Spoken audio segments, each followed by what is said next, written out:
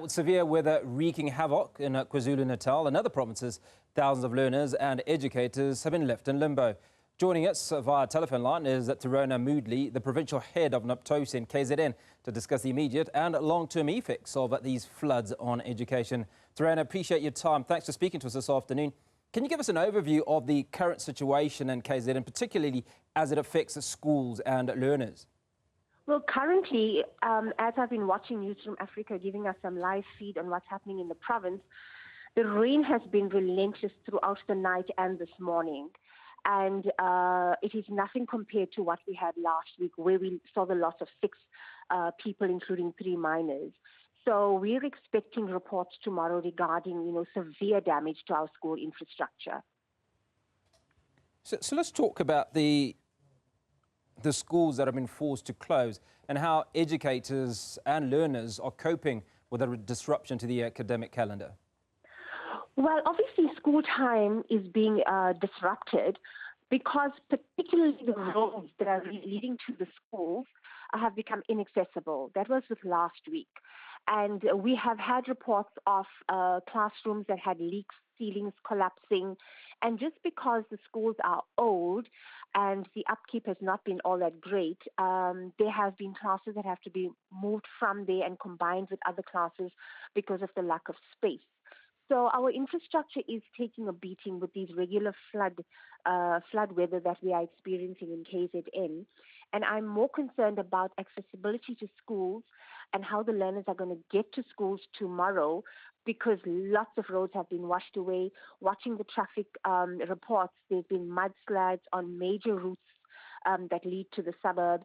And we know that in certain rural areas that there are boats that transport learners across the rivers, and this is not going to be possible tomorrow. So we're really looking to the department. I have communicated with the department asking for some kind of direction as to what is the way forward for tomorrow. I'm awaiting a response on that. I will be very concerned about our learners' safety getting to schools tomorrow. Well, one of the issues that's occurred is the death of 2 learners only days ago who attempted to cross a flooded river on their way back from school. Just what sort of communication is being put across to these learners to ensure that they don't attempt to cross flooded rivers? Well, that is a regular communication that the schools do say to learners. Those schools that are in these low-lying areas are more susceptible to floods than others. However, children, they just want to get to school for many reasons. And we must also remember that to some of these learners, schools are a source of nutrition, and it's the one meal that they have a day. So sadly, they would want to get to school for that reason. I am hoping that the department can give early enough directive for tomorrow so that if there is any change in the academic program for tomorrow, then schools will be able to communicate this to their communities and their parents as well.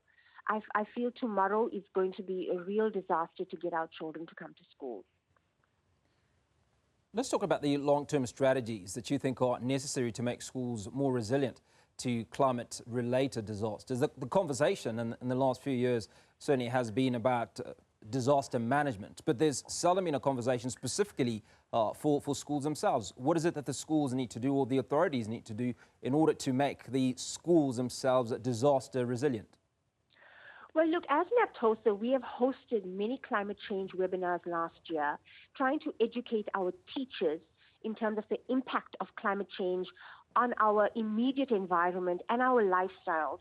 But it has to be taken over by sources that have more resources, and there has to be greater advocacy from the Department of Education, because the change can start and must start in our schools. KZN is being a victim of climate change. We have seen unprecedented rainfall in short periods of time in the past few years, and this is directly related to climate change.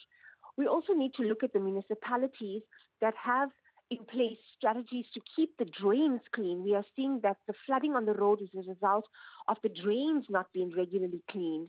So it is a collective responsibility, and we have to call those who are accountable to really start cleaning up their act, do greater advocacy for climate change, and start securing our environment so we are able to weather the storms that we are experiencing presently.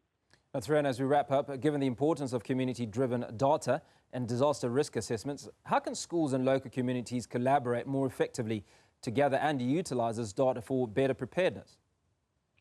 Well, our schools actually don't need the data because they are seeing what's happening in their communities around them.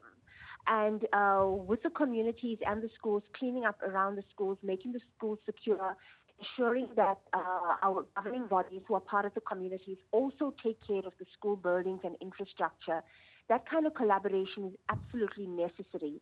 We cannot depend 100% on the Department of Education with their limited resources and capacity. We need to take ownership of our schools, secure the schools for events like this. These weather events are going to be ongoing. They're going to become part of our lives. So we need to be better prepared and be able to manage to secure our schools so that learning and teaching is not disrupted. Thirona Moodley, Provincial Head of NAPTOSA and KZN, encouraging both the schools and the communities to be better prepared for the disasters that currently are in place.